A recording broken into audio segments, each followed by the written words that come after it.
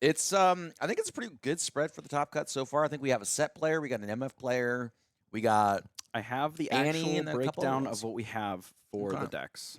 Okay. So we have one Sett, one Kaiser. Sorry, 8 Kaiser to half Kaiser. Mm-hmm. One Misfortune, 4 Yi, 2 Annie. So there were a couple that were also on the bubble that didn't make it. It was 2 Annies, a Yi, and a Kaiser did not make it with the same records. And a little bit of bubble boys this event, which is unfortunate. But it'd be like that sometimes. It did be So like I that. think that they are just about ready to start. We actually got Collin again on Sett, who is the #1 seed, against Zane, which snuck in at 16 Oh, there you go. on Kaiser. So let's go ahead and send that over. Unless you Yeah. want to touch on anything else before we do. Um, no. Let's send it over. Okay. Okay. All right. All So right. the boss, Sett, and we got Kaiser over here. So I would say that. Oh, how did it get so fuzzy again? Unfortunate. I Yeah. will fix that after this, but we can see it just fine. So it looks like we have what is that? Void Void Gate. Gate and Dreaming Tree. Yeah. So very likely Colin on that Dreaming Tree there. I don't really see any reason why he would ever be on a Void Gate. So yeah, Cytherea is just going to be his turn 1 play here. One of the best cards for Sett. It just lets you use that early drop, create a buff, so it essentially becomes a 2 might unit once you play another unit. But you get to use that buff for things like Call to Arms, as well as the, what is it, Monastery of Hirana. That's the one that when you conquer, you can spend a buff to draw a card. Yeah. Yeah. Not in this game, but I mean, still a very useful effect for Cytherea here. So just probably very likely going to go into that Dreaming Tree here. And it looks like he's just going to go ahead and develop that Sett while he has the opportunity. And then, yeah. So Cytherea here just going to be at 2, and it looks like he doesn't want to play into that Hextech Ray here. So just going to pass the turn and allow Zane that freedom. So here's the Kingpin. This has been sort of the major focus this weekend, I think, for Collin here. Most of the set lists generally favoring the, I guess, kind of more traditional brawler lists. I really like it. Yeah. I like that it's cheaper. I like that it is Bigger. bigger. Most of the time, right? The other one can be bigger, but this one is more consistently bigger. The tank is very valuable and very relevant a lot, especially if you are sending a bunch in. So getting an additional might for each buffed friendly unit at a battlefield, that can be easily a 10 if you are rumbling in with a couple units, right? Yep. He And does all of a trigger sudden, himself. he just protects everything and it counts itself. So very, very, very good. I've been enjoying it quite a bit, and in his games, we've seen how powerful it ends up being. Yep. So there's a Stupefy there, just going to be utilized by that Dreaming Tree, allow him to draw an additional card here. I think this is one of the best uses of Stupefy. It's kind of been like a little hidden, a little secret. I feel like a lot of players have kind of figured it out on their own, but it took a couple of games, maybe a couple of weeks for the North Americans, at least in my Nexus nights, for people to realize that you could do that with Stupefy. Yeah, draw 2 cards for 1 at reaction speed, pretty strong. Being a reaction means that you can do that on your opponent's turn as well, to basically any time that you have priority. If they have something that causes really anything to trigger, then you have priority to be able to do that. And since Dreaming Tree specifically says, once per turn, right? You can do it on your turn and then do it again on their turn, and you can really keep a lot of cards going. It has been very impressive to me. So sending them both in, Sett being now still only a 7 because we only have one other buffed unit with him, but your smaller units are just forever safe because of the tank. The tank is incredibly powerful. Yep, and yeah, I mean, this is just one of those issues here, right? So this is exactly what you were talking about earlier, where that tank comes in useful, protects that Cytherea, makes that Sett just that little bit bigger as well. So coming in with, what is that, 8 into the 2 here, really nothing that Zane can do about it. So just going to get pushed off of that Dreaming Tree for now. And it looks like that. I always forget the name of that gear there, but it allows you to buff exhausted units. The I believe it's the arena bar. Yes. Arena bar going to come down there and buff that set right up. So 2 more ink going to be exhausted, or runes rather, going to be exhausted for this Daring Poro. And now Zane very likely going to be forced to just give up on this Dreaming Tree for the time being, as the set is just way too big. So now Zane gonna have to consider all of his options here. Only has that Watchful Sentry for the time being, so might just opt to go for this Void Gate here, just get that point while he has that opportunity. Very likely is Kaiser going to be able to hold the Dreaming Tree for the time being. I just don't see how he's supposed to get around this without a card like Singularity or Acathian Rain, which he does not yet. Oh, he does have access to it. He is exactly 7 runes, so has the opportunity to do Acathian Rain if he so chooses, but might not opt to do so, as that set will be able to be protected by his leader or legend. And the thing too about, just because we're tapped out here does not mean that we have no ability to cast things, right? It's true. Call to Arms does Call exist. to Arms does exist, and we have 2 buffs, right? Sorry, Call to Glory rather. Call to Glory. Call to Glory, so it gives a +3. So we can make sure that this set is not at risk, right? If they decide to do Rain, we can very easily buff it almost outside of the range that they can even hit it. And if they decide to fully commit everything into it, then we just use the other buff and save it. So it's really hard to want to overcommit into trying to remove these units. Yeah, absolutely. So this guy's just going to come down here. I think Zane realizes that he has to play this a little bit slower right now. Understands that this set is just too much to deal with for right now. And as you were alluding to, I think this is like one of the big changes that I've seen from a lot of set lists here, is that most set players go for the 5-cost set that when he enters, he gets a buff, and then whenever he conquers, he get a buff, and then you can spend the buff to give him +4. That has been the main set as their chosen champion. And so I like to see the yellow one here. Again, that tank just proving to be really annoying to deal with. And then now with this arena bar, it's just going to be even more difficult to deal with all the units that he has. So this Poro very likely going to go into this Void Gate, hopefully find himself something more useful to do this turn. Just in that this Poro does feel very at risk to a plethora of removal spells at Zane's disposal. We don't know if he has any of them available, but it looks like he does. So 4 ink going to get exhausted, or 3 ink rather, going to get runes, going to get exhausted. My brain is melting right now. I'm kind of blending all 3 of my main games, Magic, Little Arcana, and now Riftbound together. So here comes a Void Seeker, right? 5 damage. Get marked. It is 5 damage. We'll see if Collin even really cares too much. I don't know if he necessarily does in this spot.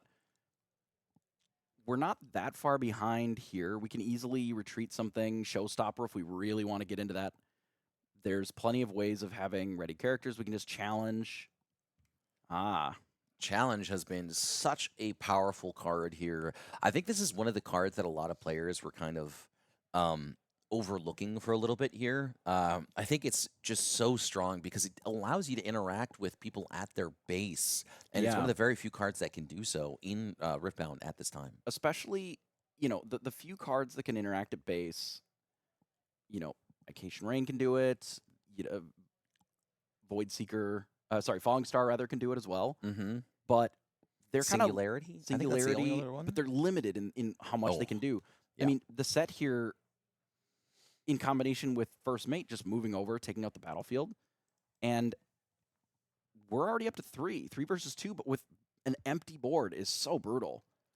Yeah, and the Sabotage is going to come down here too and just restrict even further what Zane has at his disposal. And there is that Acathian Rain that we were talking about, so it's very likely going to get stripped away here. I can't imagine him just taking away one of the 2 cleaves. It feels like it's not going to be doing much as of right now. It's going to take a couple of turns to set up. So I think if we could, we would probably take the Thousand Tail Watcher. But it is non-unit. So in that case, I mean, I don't think you take the cleaves.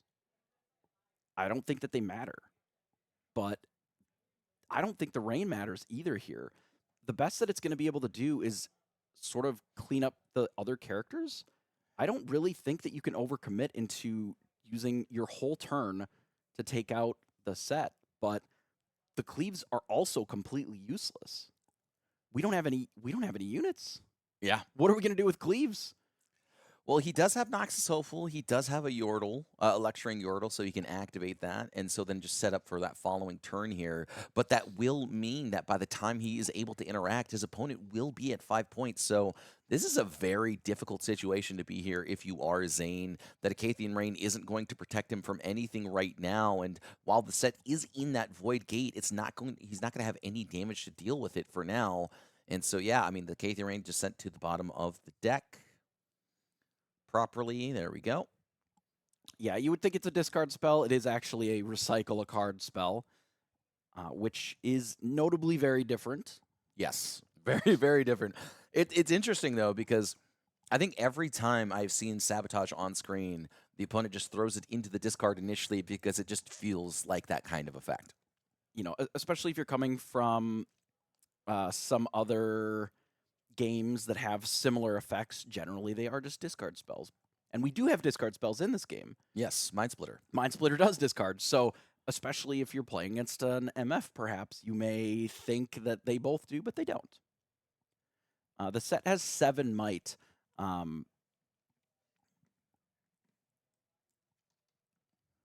Yes, 7 might.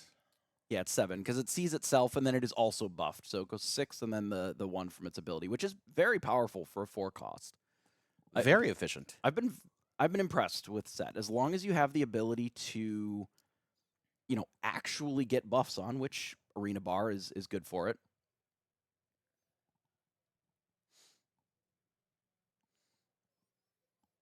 All right.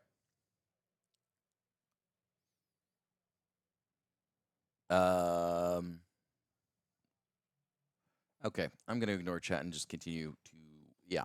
So yeah, that Lecturing wasn't a Raven Bloom. That was the draw card. It was a Sentry. Yeah. So Noxus Hopeful here going to come down as well. I assume the second Noxus Hopeful is also going to hit the battlefield Makes sense. base here. So yeah, I mean, in a pretty good position is Kaiser finally going to get passed back to him here. Only 2 runes available, and we got to see his hand, which just means that there's 2 cleaves in his hand. It's not going to do anything for right now. And yeah, I mean, look at how many strong units are there here, right? I mean, this Arena Bar has just made everything so kind of hard to deal with. I mean, the first mate coming out as a 4, Cythria obviously buffs herself, but the ability to get that buff on the Sett super early has felt really, really difficult to deal with here. And I mean, Zane still has no answer to the Sett.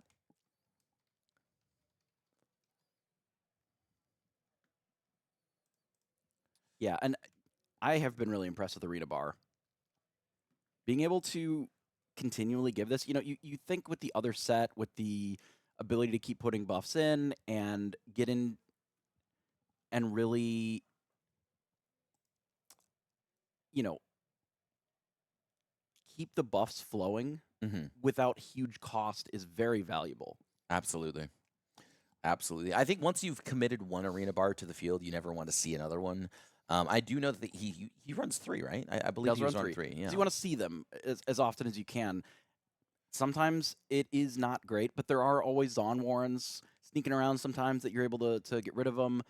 You know, if you draw enough cards, it doesn't really matter. But the thing about Sett that is so powerful is we don't have to keep committing things to the board necessarily. None of this really ever leaves.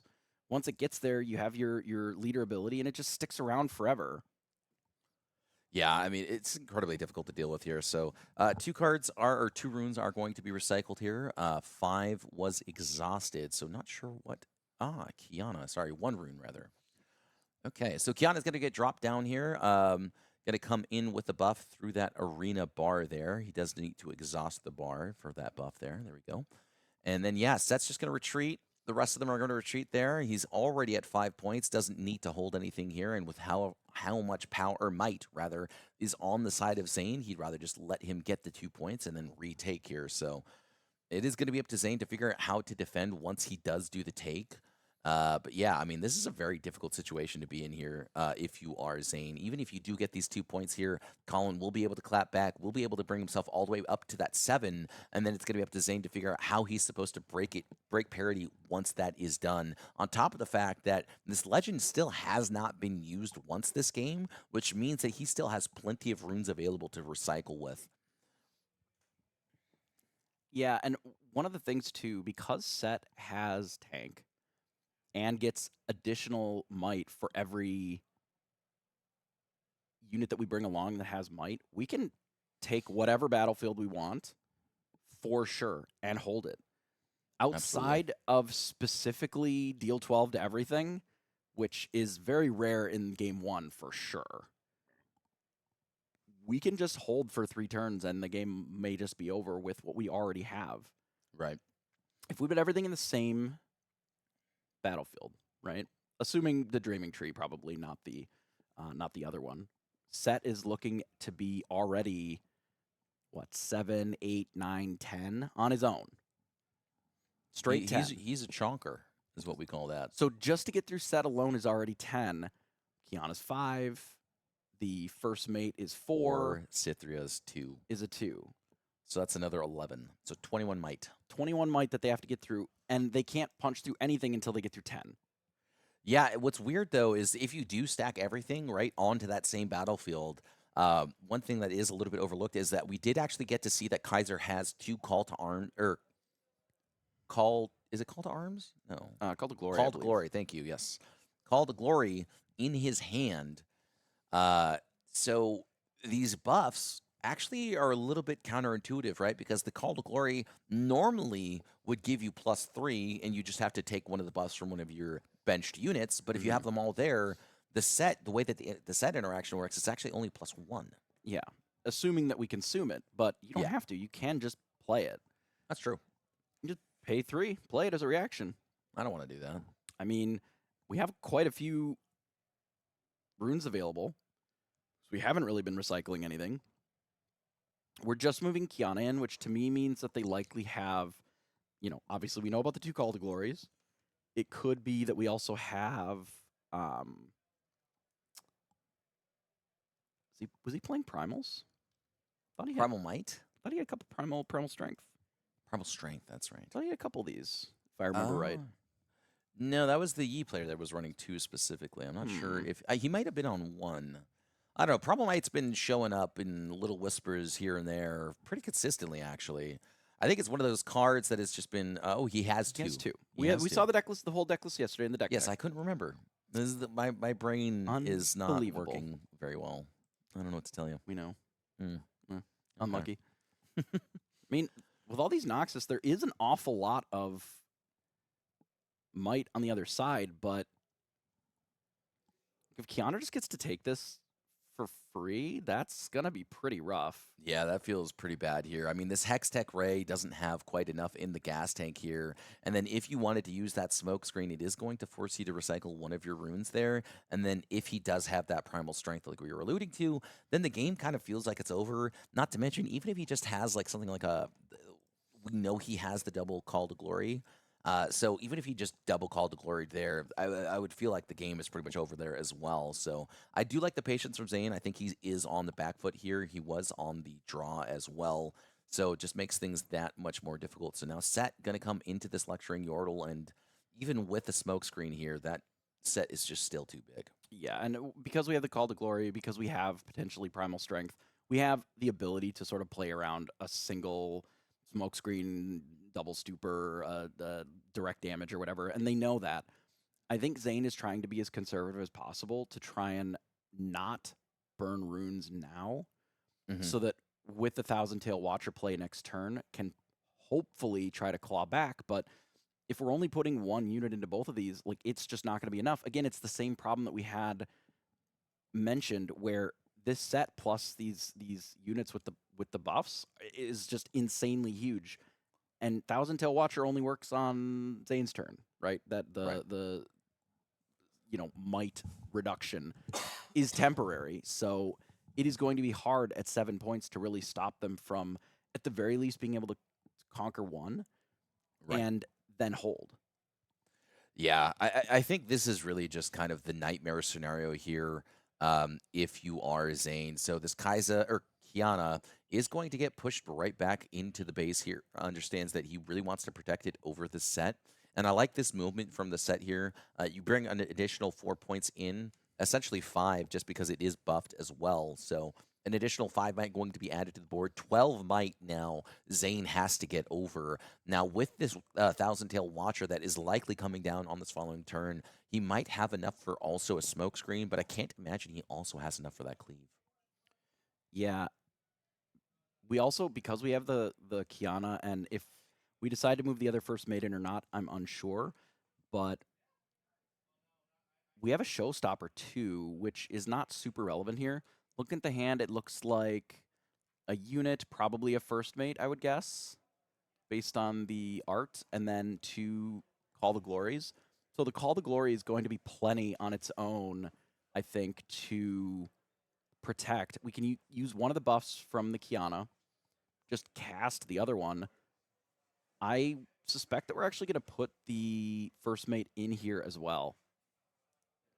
No? No, I like it at the base there just because, again, that Call to Glory doesn't really get nearly as much value if you do have that First Mate in there. And then not to mention, if he does have the First Mate in there and he does have the Thousand Tail Watcher, which we Makes know it he worse. does, it makes it a lot worse there. We also get to draw a card off the first Call to Glory because it is Dreaming Tree. So there's a world where we rip into something that is better than what the current plan is.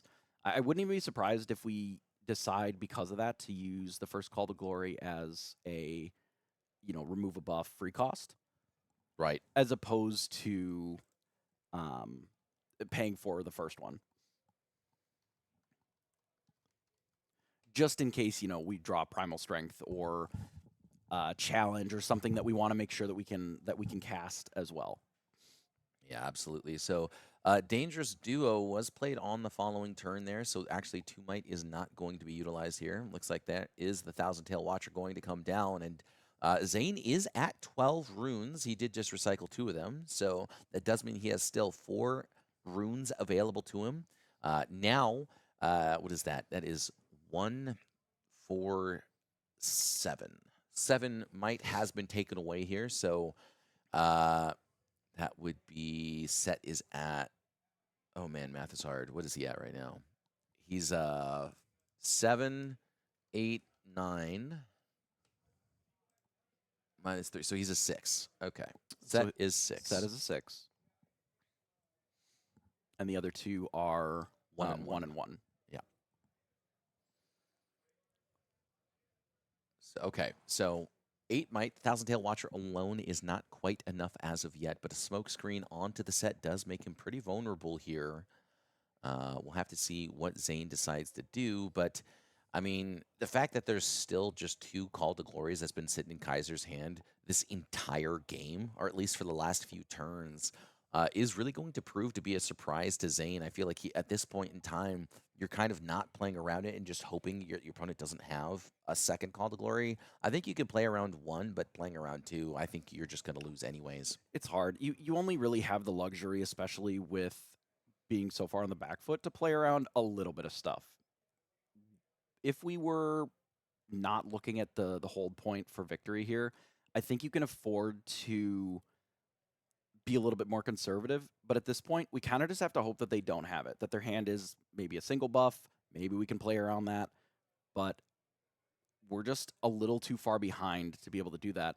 Now, we can lead with the Hextech Ray here, which can allow us to remove some both buff as well as a little bit of the might off the field before we get in with into combat at all. Yeah, absolutely. So 2 more runes going to be exhausted, and a smoke screen is going to come down as well.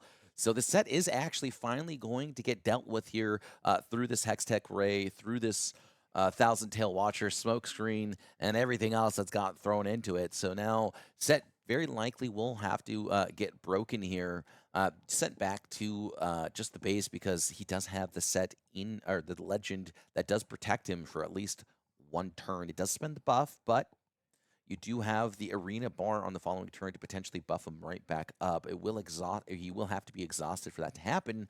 But that said, pretty difficult situation to be in here if you are Kaiser. So, yeah, I mean, potentially might use the Call to Glory to protect him, but I think this is just overall the better line. Your opponent just used 3 resources to deal with it, and then now your units aren't even big to begin with. So, I think you just win with double conquer next turn. We have the showstopper as well, which Right. can both give a buff, and also if we play any additional unit from hand, we just move it in even if it's tapped. So if we still have first mate, we can even have Sett conquer the other battlefield and then pull it back and then move it in.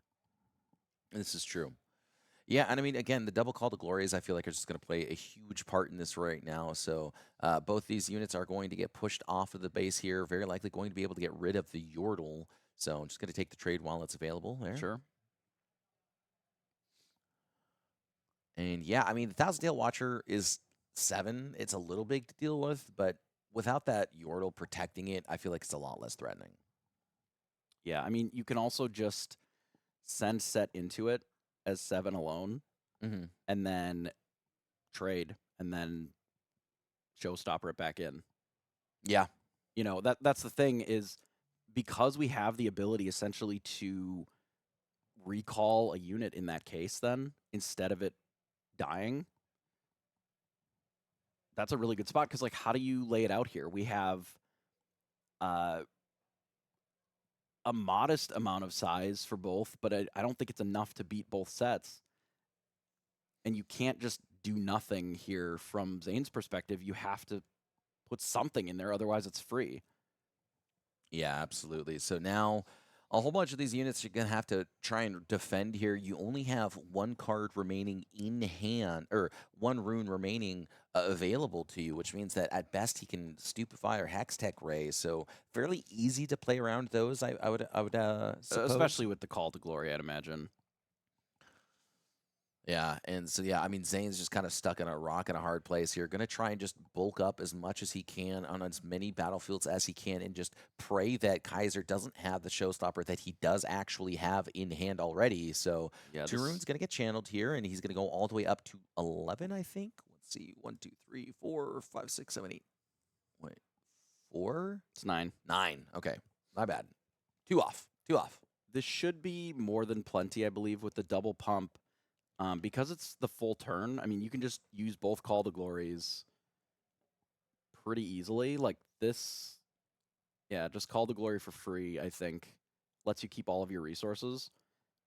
And that should be enough. Like, okay, if they want to save this battlefield at all, they have to use their trick right now. And if they do, then that's probably not enough. Yep. And so now he's going to be able to draw 2 card. Why did he draw 2? It should just be 1. Oh, right. Kiana. Duh. Kiana draws 1, and then he's already at 7 points. Yes, correct. Yeah. Okay. So Pit Rookie going to come down here, going to be able to buff that Sett, just make things that much more difficult here.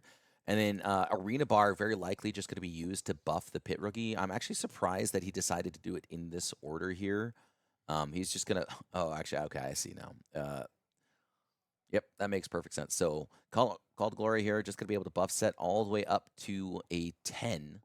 And yeah, Zane has to figure it out, and he can't. So that is going to be game 1. Because we have the showstopper in hand, even if they're able to make that like a tie, it's still not enough because we just then showstopper it back in afterwards. So it's very hard there. Even if it's do this, take out the thousand-tailed, go back in, that's going to be plenty. So well navigated there with our yellow Sett, the king. Yeah, I mean, the #1 seed here, Kaiser, has been playing incredibly well all game, or all tournament. Yeah, let me go see if I can focus the camera a little bit. Okay. All right, chat. We're going to be alone together.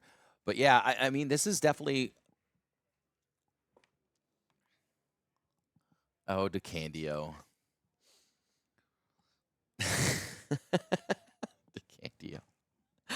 All right, I'm okay. You know what? He knows some secrets that I don't know here. So he's gonna go ahead and focus the camera here. I don't know why it is so zoomed in now. Okay, there we go. And oh, okay. All right, we're just gonna be talking about.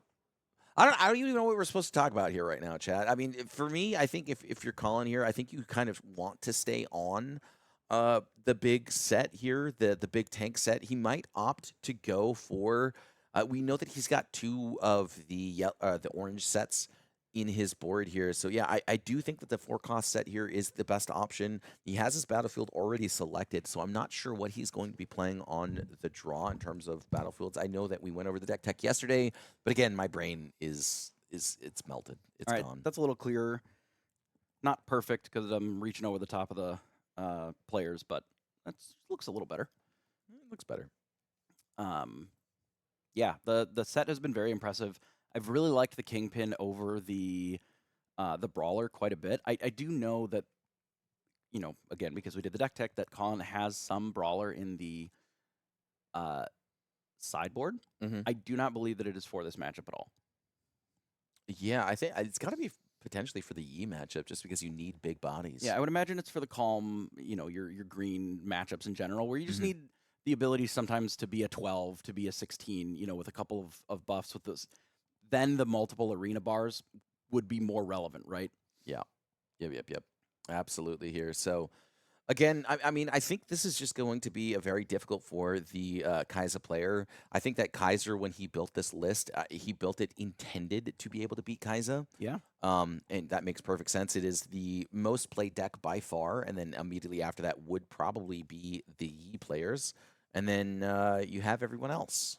So Annie's been rising in popularity. I think that makes a lot of sense. I think Annie, a lot of players are now kind of coming privy to the fact that Annie might actually be the third tier 1 deck.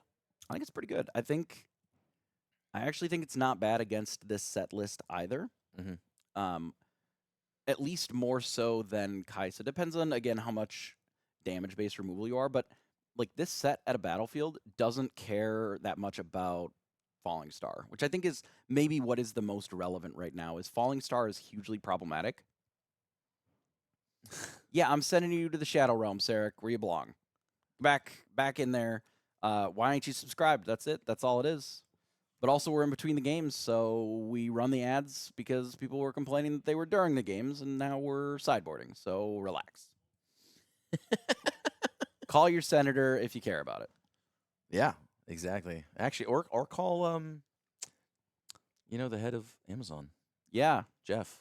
call Jeff. Call him up. Just Be like, hey Jeff, hey Jeff, fix the ads. it's too many ads. Let's talk about Sett's ability a little bit here. So normally, recycling your runes is a pretty big cost, but in this deck and in most of the set lists, Mhm. you are able to leverage it as just like a tempo play, basically, because the things that you already played and commit to the board, you're just relying on them a little bit more. You're keeping them around a little bit more aggressively than you would if you would be really anything else. So you're using that ability on their turn because it's only recycling, right? You don't have to be untapped. It plays a lot closer to like the way that Annie does. You're able to do things on your turn and then still do things on their turn. You know, Mhm. we're able to take buffs maybe that we got from Arena Bar and actually leverage them for, you know, casting Call to Glory, or in this case, removing it to the monastery to draw an extra card. Yeah, I think the monastery is actually very, very good on the draw, just because it feels very one-sided in terms of its effect here. Oh, it's So incredibly one-sided against Kaiser for sure. yeah, I mean, monastery Hirana is just very difficult to deal with here uh, for Kaiser, honestly, just because it's very one sided. But also, I think it's interesting that Zane's on Targon's Peak here, just because it does actually feel a little bit one sided in terms of favor for the Kaiser. I just don't see very much interaction With the Sett list, there is challenges to be able to answer units on your opponent's side or opponent's turns. So that could be the really only effective use of the card or battlefield rather. But besides that, I just don't see any reason why you care about readying 2 runes as a Sett player. And you may not, and that's why it's, on the play game, we want our best battlefield, the one that is, the swingiest, right, on our draw game in game 3, assuming that we win our on the play game, right? Right. So it could be that this is, this has been seeing more play in these lists as sort of like a neutral ground. Yeah, the untapping 2 runes can be helpful for you. Sometimes this can be helpful for your opponent, but you don't just get buried if they end up getting advantage out of it a little bit. Right. Where Like some the of God them, Willow. like the God, sometimes you can, if they draw a couple cards off of it, they hold, it's a disaster, Complete disaster. like yeah. actual complete disaster. And in here, it's not so bad. I would look to see Showstopper here. Yeah, dump Sett right into the peak. Probably leave the buff on. Oh no, we have the arena bar. Oh, we're looking to take out the unit now. That makes sense. Yep. I like this a lot here. And then he gets to ready 2 more runes as well. So he very likely has something like a challenge just to be able to deal with this Kaiser on the Could be. following turn as well. So now Zane has to find a way to get around this here. 7 is just too big to get over. And so now the Kaiser has no way to get into this Targon's Peak, is going to be forced into that monastery if he wants to be able to draw. But again, if Kaiser has the challenge... What's really tough here too is that, okay, let's imagine that Zane had Smokescreen, something that you can try to make a challenge into the Sett there. Right. Okay, then they tap their Sett and rebuff it with Arena Bar, and then what? You just like deleted a card in your hand to trade. Like that's so mediocre at best. It's rough.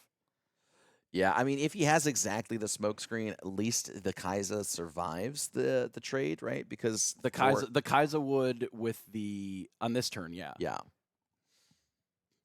So, I mean, I just have to assume that he's going... Oh, he's going to go right in there. Cleave, Going to use probably. the cleave just to go ahead and go for this trade. Well, we can't do challenge in response because I believe that it is just an action. And a second cleave going to come down as well just to get over that Sett finally. So, I think at this point, he's just going to recycle the rune, protect the Sett, buff it up next turn, and move on.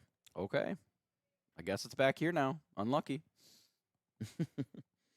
So yeah, I mean, Zane is going to be able to draw a card here. He's going to be able to get his second point of the game, is going to be also able to ready 2 maroons. So very likely just going to drop that Ravenbloom student that I believe he picked up here. And that is not going to be the case. Falling Star to try and take out the Sett now. I like this a lot here. Because we know that there's no buffs, right? There's no way to protect the, with Call to Glory or anything. So it has to be with those 2 runes specifically. Otherwise, you can get it. I think that's a great line. This is something that we were seeing a lot yesterday where players were finding ways of activating the Sett's leader ability, forcing that out, and then just not having a follow-up to try and really take out the unit for good. Right. So making sure that you have a plan, right, was very relevant here, and that might just win the game on its own right here. Yeah, I mean, one of the issues that I found with Sett in general is that once you lose your chosen, you are very far behind. So I think if this does go to a game 3 here, this last turn where that Falling Star was able to come down with alongside that double cleave really is the only thing that could have gotten over all of that there. So, I mean, very, very well played. I think Kaiser was not expecting that. I don't think many players would play around that either. So, I mean, yeah, this is very, very well done here. Kaiser is in a very commanding position now. He is going to be able to go all the way up to 4 points, is 3 points ahead of his opponent now. And yeah, I mean, Kiana is the start of something. It's good. It's good. But on its own, it cannot... It doesn't do everything on its own. There was one card, I think, for the cost that could have happened to be able to protect it there, and it was unyielding, right? That out of the sideboard potentially could have saved the Sett, but without it, I mean, you double commit the cleave, but you don't really care. We have plenty of card draw. Kaiser's already picking up a card if we win. Cleave doesn't really get better, Right. right? Like as a card, that one, you don't always have a ton of opportunities to use it because usually you're on the defense more than the offense. Yeah, and this is one of those scenarios here where, I mean, look, a 3-point lead is a huge lead to come back from. That means that you have to hold potentially twice to even hope to get back into the game at 6 points and then close it out from there. But yeah, I mean, this Watchful Sentry is going to get taken out, which I don't think Zane minds at all. He's just going to draw an additional card off of that. So yeah, doesn't feel bad about it at all. He's going to spend that buff just to be able to draw a card and hopefully find a few more answers. We do see a showstopper in hand. We do see that Unyielding Spirit, but again, that set was already was already gone before he was able to find it. So Pit Rookie in hand might be the play as well. I think before we do anything, I would probably just rebuff Kiana before we give priority if we can. Yeah. Deciding on Kiana's ability. So the stack now, the chain now should be clear, I believe. Believe so as well, yeah. So Arena Bar very likely going to just be used on that Kiana again. Unless we're looking to put it on something else, potentially. And I do see a Cythria as well now. He has a plethora of cards in hand, so, I mean, we'll have to find out how this goes here. Cythria in hand. Well, I mean, this is a very difficult set of turns to navigate as the Kaiser was able to retreat. Very likely going to be able to use her effect once more as well. And this Targon's Peak, I felt like, has been very strong for Zane. Absolutely, absolutely. And ideally, I think if Collin can not recycle runes this turn to try and build up a little bit more of a larger individual turn, I think it would be ideal. Mm-hmm. That's not always an option, but if we can first mate, okay, this is okay. We can buff everything up with the Arena Bar. Pit Rookie coming down and really showing where it's at its strongest in these lists. Sometimes you do just run it out if you need a 2, but if you can save it a little longer, putting a buff on everything does go a long way, especially when we have the Monastery out. Yeah, absolutely. I think Pit Rookie is just one of those cards that it's good early, it's good mid, and it's good late. It doesn't always, it's not going to be exceptional. It's not always 2 buffs every time, but it being so cheap, not having a power cost, like it's just, it always is going to be at least okay, which is everything that you want out of a 2-drop. Like you want it to be pretty good most of the game, and that's good enough. It's true. I mean, it's true. I think Noxus Hopeful really kind of fits that bill as well. It's just never going to take over the game, but it's always going to do that thing that it does consistently, which is just provide that little bit of extra support. And I mean, I think the Lecturing Yordle also kind of fits that bill a little bit. I think a little bit less so because 3 is a little bit expensive for its kind of effect. Although the tank does sometimes come in a little bit, or a little useful. So, and I know sometimes it gets sided out in certain games. If you are on the play versus the draw, because again, at 3, sometimes it doesn't line up very well. Absolutely. So Falling Star is going to come down here. It's going to target both the Pit Rookie and Cythria. So Unyielding Spirit going to be the response. And yeah, Zane's not going to feel good about that one there. But I think you want to hit as many Falling Stars ideally as you can with that. Given that Falling Star is one of the premium removal spell that Kaiser has access to. Singularity obviously can still be rough. Hextech occasionally, but knowing that they're targeting the backline means that they're trying to set up a spot where this Kiana is taken out, but there's not really anything coming later. So, right. Also, obviously, Kiana having deflect, a little awkward. A little awkward with the reflexive triggers. You don't want to, scoop all your runes into the bottom of the deck, right? I mean, maybe you want to lose. I don't know. Maybe. It's possible. So, yeah, I mean, I think Zane, with that Unyielding Spirit here, is just now completely stuck on what to do. He did have a Hextech Ray to try and poke down this Kiana just that little bit further to be able to reach, but now with this Lecturing Yordle, he's going to have to send both the Lecturing Yordle and the Kaiser in, and hopefully have Yeah. just hope that Kaiser doesn't have that call to glory, because if he does here, it is going to be a blowout, and I would argue the entire game after the fact. Yeah, and here's a prime example of where tank is just incredibly powerful in this, right? Yeah. Again, it's just there to protect that Kaiser, get yourself that 6 point, 6 might rather, and then just get over that little hump and really showcasing why Lecturing Ural has been such a powerhouse and such a staple in this Origins meta. So now Zane just kind of figuring out what he wants to do with the rest of his turn. It looks like he has a Watchful Sentry and another 2 as well to develop. So considering his options.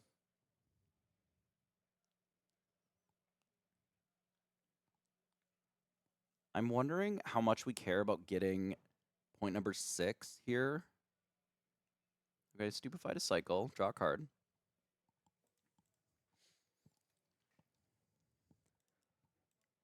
Not quite anything yet. I mean, I would think that we want to go up to 6, but it does cost us the Lecturing Yordle. I wonder if they're considering bouncing the Kaiser and then having the Kaiser get in there. But I think you probably just do the Yordle because you can always bounce that instead. Right. I think I saw an Unleashed Power in his hand, Interesting. so I might have sided that in there. I mean, that is a good sideboard card in this matchup for sure. It makes it tricky, obviously, to protect too much of your stuff with Sett when all of them are getting hit at the same time. Right. I mean, he has to be afraid of a second Unyielding Spirit here, because if that happens, I think that, you're spending 7 ink just to do nothing, going to be the game there. So, unfortunately, now that this kind is going to have to find another way to get a buff, because she is readied. So now this Pit Rookie plus Cythria does have enough strength, or might rather, to get over the Kaiser, and then now the Kiana doesn't have enough might to get into that Targon's Peak very freely, so might have to use his Showstopper in hand just to buff the Kiana and give her that little bit of freedom. Yeah, I mean, can't quite see what he has in hand. We do see a Stupefy in Zane's hand, as well as a Hextech Ray. So if this Kiana comes in to the Targon's Peak or into the Kaiser here, it's going to be very difficult for Zane. He's going to be forced to use at least 2 runes to Yeah, deal with the Kiana. and there's some consideration too, because we have double student in one. Any amount of spells from the other side add up very quickly, right? So you may not be able to really deal with both locations, both battlefields rather, at the same time. Now there is a Fiora and a Pit Rookie. So I wonder if he's going to send in his Fiora. You could Fiora and then Showstopper. Make it so that any spell is pretty bad.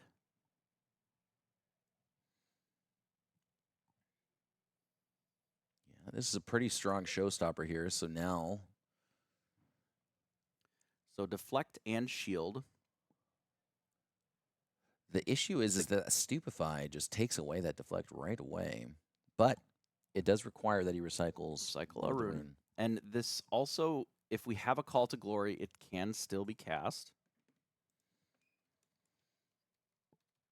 Which you have to consider in this, if you're going to commit resources to this location, or if you just let them have it, recall your Kaiser. Oh, they don't have it. Okay, so they don't have the retreat. No retreat here. That's a pretty difficult situation to be in here. So now Kaiser just deciding whether or not he wants to spend the buff on the Fiora. I think. Oh, you may spend a buff. Yeah. Wait, can you pull up the Monastery of Harana? Yeah. It just is, you may spend a buff. That's crazy. It's very good. That is so good. It makes Arena Bar and Pit Rookie quite a bit better. Now, I really quite like this play of running Pit Rookie into this location. You're forcing action without really having to overcommit. They have to do something. Otherwise, you just take out a student basically for free, right? Yeah, I mean, right now it just feels like Zane is very quickly losing control over this game here. He will be able to potentially draw an additional 2 cards. There is that unleashed power in his hand, and Kaiser is fully exhausted. So, Well, I guess this just takes out the Yordle currently.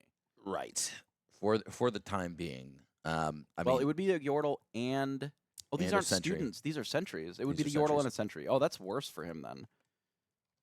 Much worse. I thought those were students. Yeah, that's way worse actually. So now he's considering using the Stupefy just to be able to protect one of these watchful sentries It's here. like almost awkward that it's a Yordle and not just two sentries there to let him have it. I believe that was no action, so I'll lose 2 and draw a card. Yeah. Which I think is okay because you're not overcommitting. You're drawing the card first to know what the plan is for next turn. And Does now, find a Darius. now we can deal with the Kiana knowing okay, next turn we have a Darius and that's the play. Right. Or next turn we know that they're tapped out. No, they we have the wouldn't know peak if they conquer. Yeah, so if they conquer here, they'll get 2 more runes readied. Right, so that's problematic. So if we want to protect it, now is the time.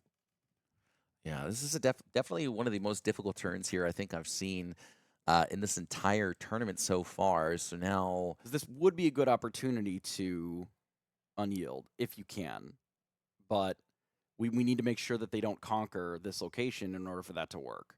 Right. And still have enough runes to be able to do that on the follow-up. yeah, I like this a lot here from Zane. He's going to have to recycle 3 runes just to be able to deal with this Kiana, but at least this will deny the readying of these remaining runes here. So Hextech Ray is going to come down, and Kiana is finally going to get dealt with here. And while you destroyed your entire rune field or rune, If you can save this location, it brings and- you to 7. well, but also if you make sure that they are not able to conquer it, even if it's a trade here, they don't get to untap anything, and you have a full turn to just Darius in, take out the Fiora. Fiora. This ain't Shrek. Maybe it is. I don't know. Retreat picked up after everything is gone. So yeah, no hold point, but we know that we have a couple Darius. That's true. So if we look here at Fiora, Fiora is a 5. 5. She's 6 6 with the on buff defense. on the defense because of shield. 7 is bigger than 6, if I remember correctly. That is math. That is probably what I would do, if possible, in this spot, because it cleans up the board. Okay, so he's That got. is what we're doing here, it looks like. Yep, there goes that. So play any random 2. A unit is better than most. And then we just bash in. Considering going the other location, the other Why? battlefield, just to untap 2. But I think I would just take the take it out now, because it would lose shield. So if they buff it, it would just be +1. Right? So if they use Call to Glory, and then I believe that they would just trade. If that's what they have. No, because Call to Glory she would still be mighty, so she'd still have shield. Oh, you're right. She would. Well, Yeah. pulling it back makes sense. So it doesn't get taken out. However, up to 7. Yeah, and I mean, one of the issues that Kaiser's been running into this entire game is just the fact that he's been forced to recycle so many runes to be able to deal with what's going on Zane's side of the field here. I mean, the fact that this Darius is on base right now, and the fact that Zane has the opportunity to potentially just unleash power, or there is another Darius in hand as well. So this is going to be very difficult to break. If you are Kaiser, you're 4 points behind. You are going to be able to catch up just a little bit here if you are going to be able to get rid of that Darius. Well, you have to get rid of that Darius, but yeah, I mean, there's just not enough is what it looks like in the gas tank as of yet. That showstopper is only going to allow that Fiora to just be on the same at the same strength as Darius, and it does force you to recycle yet another rune here. And I think one of the biggest issues that Kaiser's been running into is just the fact that he's been stuck at 5 runes pretty much this entire game. Yeah, and that's sort of the cost of losing our Sett early, right? The again, that turn early on where Zane was able to use Falling Star and actually take the Sett out completely. I mean, that removed the majority of the runes and the tempo from actually using the Sett leader ability, right? Right. Because normally you gain tempo just because you're keeping that unit alive and then you don't have to play something again. But if you lose that tempo, then the recycle is very real. So ganking here coming into play Is going to allow him to just protect this Fiora that little bit longer, too.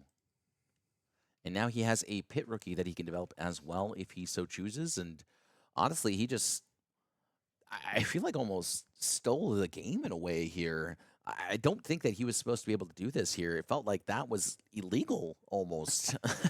The ganking, very, very good. Does not come up as much with Fiora as it may in some other cases, Vi, and I know that there's a few tricks with MF sometimes where that's also relevant, but we'll have to see if Zane is able to take over both of these battlefields on their turn. Because if we can, which is pretty likely, then this may just be over, right? Yep. And so now 2 runes are readied here. He might have a challenge available. Did we not buff both with Pit Rookie? No, pit rookie's only 1. A Pit Rookie is only 1. You're thinking Oh, of it Kinko was mode. Arena Bar. Sorry, yeah. Before it was with Arena Bar, but we had already used it this turn. Yep. So now Pouty Poro just going to be able to draw him an additional card for the turn, and now he has to figure out what he wants to do for the rest of his turn and to see if he has a way to deal with everything that is going on here. So challenge will likely be used here just to be able to poke out this Darius just that little bit because Darius needs to be able to find a second spell to play, or second card rather, to play this turn, be able to come out. When we readied. have, we can just bounce this Porta hand if we want.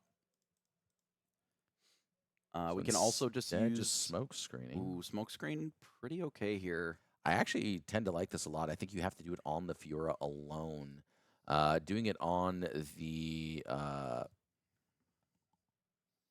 first mate instead, just to give it -2, and then, yeah, now 6 into 1, or 7 into 1. It plays around that challenge here. So instead, it is going to be a Hidden Blade, which means that this Darius lives for, or does not live. So that means that Kaiser gets to live for just that one more turn. So Hidden Blade on the stack there.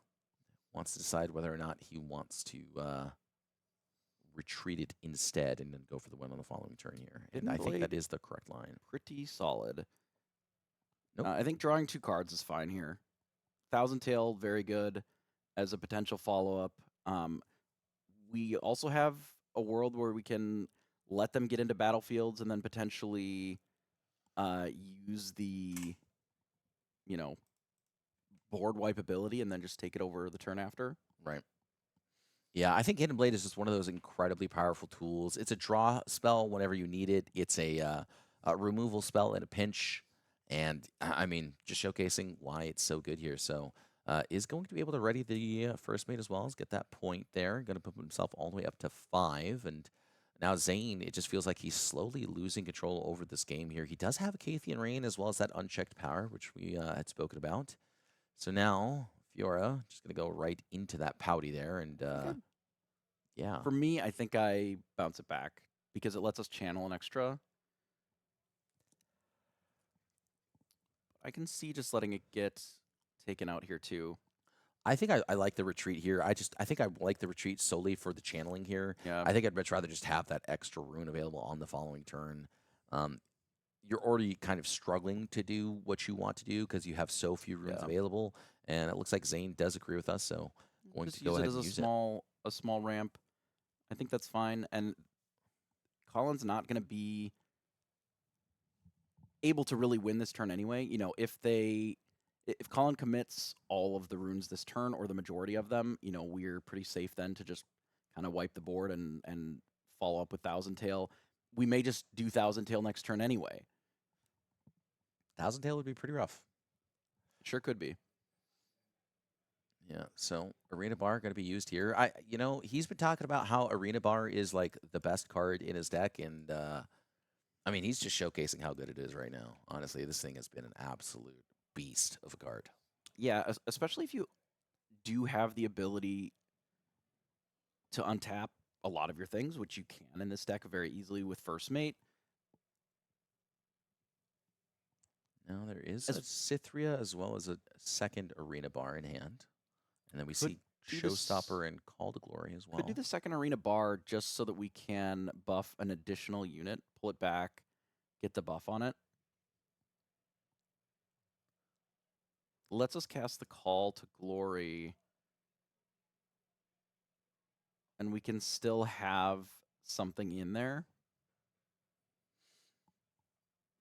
Yeah, I think this is an interesting take here. I think that is going to be that Cythria that's going to get developed here. I mean, he doesn't really need to spend any runes to use the Call to Glory, as that First Mate is already buffed. Yep. So,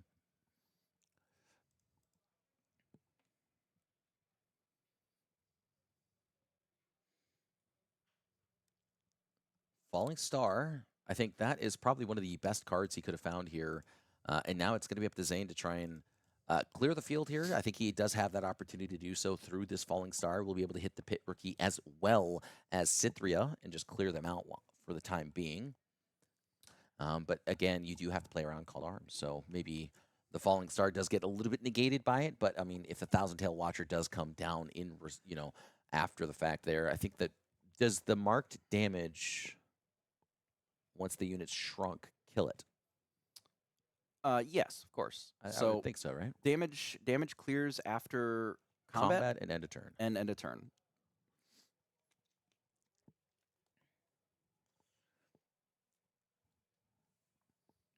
Alrighty here. So it's really tough here, right? If we commit to doing, say, kill the board, which we could. Thousand Tail Watcher does shrink Fiora past her mighty. True. If we're able... Okay, we really can't leave them with both units, because then a big buff, and then it's over, right? Because if we Thousand Tail Watcher, we're only really getting one unit in, taking out a battlefield. You do get to draw an extra card, which is nice. Looks like he's considering all of his options here. It looks like he's leaning towards what looks like another Darius. Could be Darius. It's a little cheaper. Like, if we have something like Darius Kaiser, doesn't really do it. It's tough, because we only really have the one accelerate. I don't think we can get both points this turn.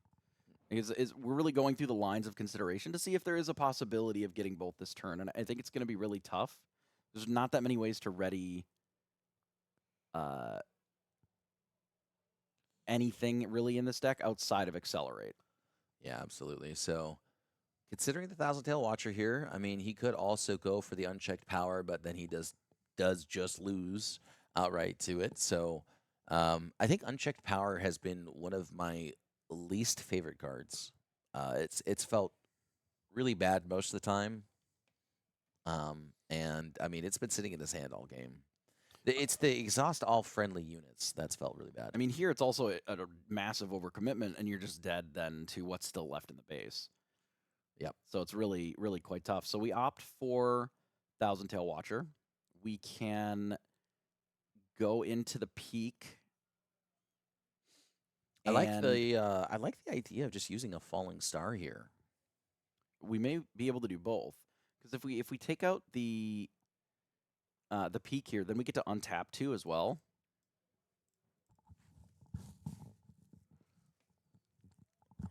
But I think I agree. We do have to do the Falling Star probably to not lose. Otherwise, there's just a little bit too much going on. We can allow them to hold up to 7, but that's basically it. There no more points can be made, or it's just over.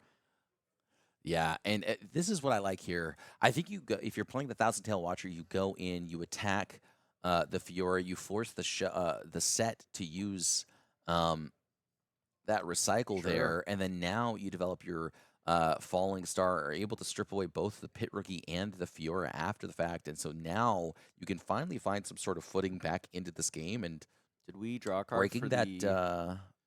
I don't think he did.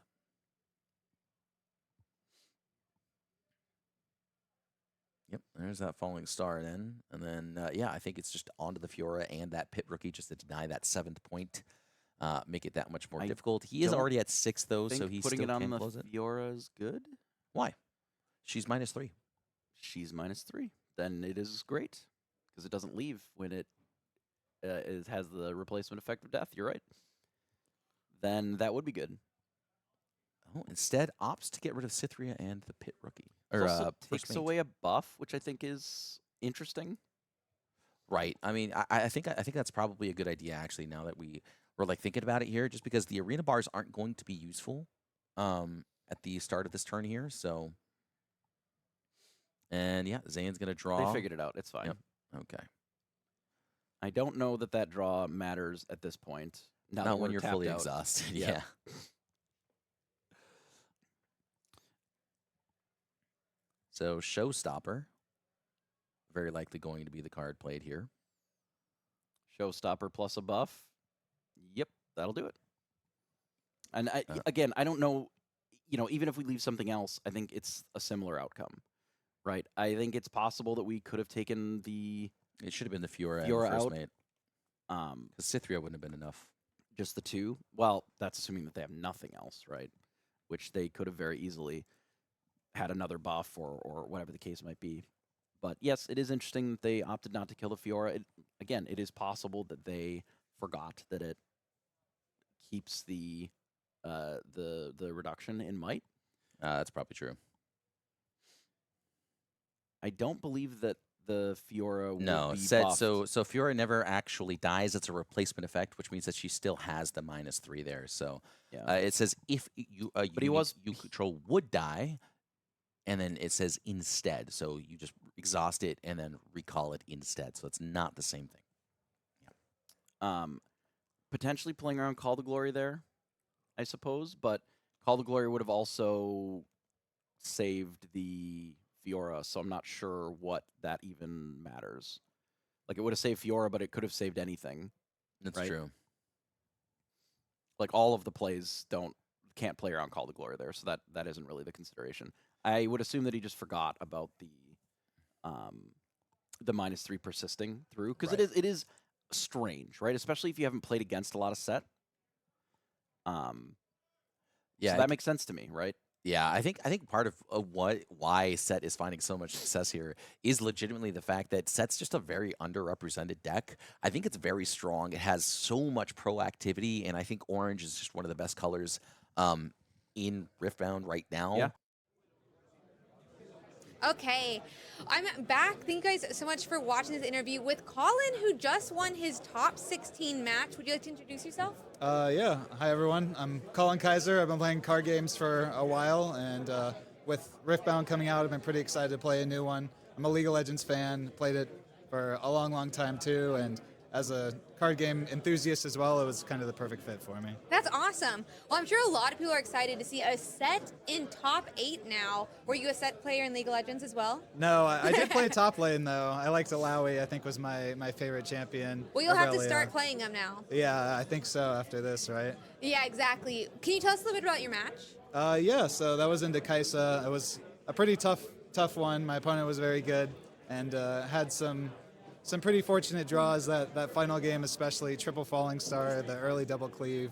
I was sweating the entire match, but I built my list to beat Kaiser. I knew she was kind of the meta threat, so that was my focus, and clearly it worked out. So. Yeah, it's definitely working out for you.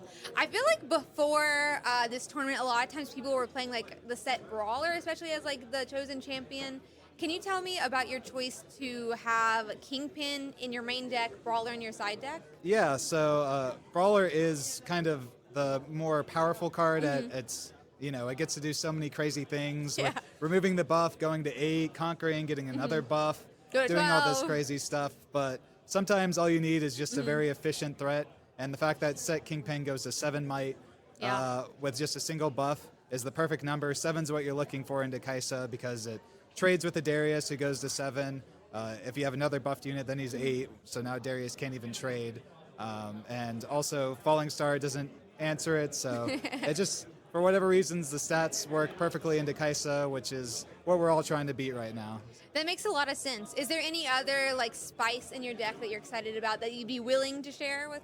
Yeah, I mean, I've got a few spicy things. The Dreaming Tree is probably the thing I've gotten the most questions about, because Okay. people typically don't associate Sett with a Dreaming Tree I could see that, list. yeah. Yeah, but we started playing the 3 challenges just so that we could draw a card off Dreaming Tree, kill a Kaiser or something like that, because all of our units are so big, and it really helps with the deck, cycling through, getting your important spells, all that sort of stuff. So it really makes it flow nicely. That makes a lot of sense. And it seems like you get a lot of draw between the one that you pop the buff for a draw Yeah. and the Dreaming Tree. Yeah. We were actually on 3 different draw battlefields. We have those 2, and then also the Grove that says when you hold here. Draw. Godwillow. Yeah. Yeah, But that we play makes- that one on the play because it's a lot easier to get in there when you're going first. So. That makes a lot of sense. Are there any matchups that like you really want to run into going your top 8, top 4, maybe even finals? Oh yeah, keep sending me the Kaisas. Listen, Kaisa is the best deck, and they can still beat this set list, but it's what I'm the most practiced into, what I'm the most confident in. This is now my second feature match on stream, 2-0ing Kaisas, so hopefully I can keep that trend up. Well, fingers crossed. Are there any you really don't want to look into or go into with the set list? Yeah, Aurora is kind of our biggest thing. We're playing kind of a mid-range game and a little bit on the slower side. Okay. So we typically can't apply enough pressure to, score all the points before they start getting all the Aurora triggers, getting all the big guys out. So that's definitely our worst matchup. Outside of that, Annie can kind of be annoying, and there's definitely been a lot of them around. Okay. Just because of Rebuke out of the sideboard. So being able to bounce my set, it doesn't matter how big it gets. If they just return it to my hand, then it can be a problem. Yeah, that makes a lot of sense. Well, thank you so much for this interview. Would you like to shout anyone out? Shout out to Challenger TCG. That's my YouTube. I'll be posting plenty about this deck as well. And you can also find me on Metafy at Challenger TCG. Awesome. Well, thank you so much for this interview, and I really appreciate it.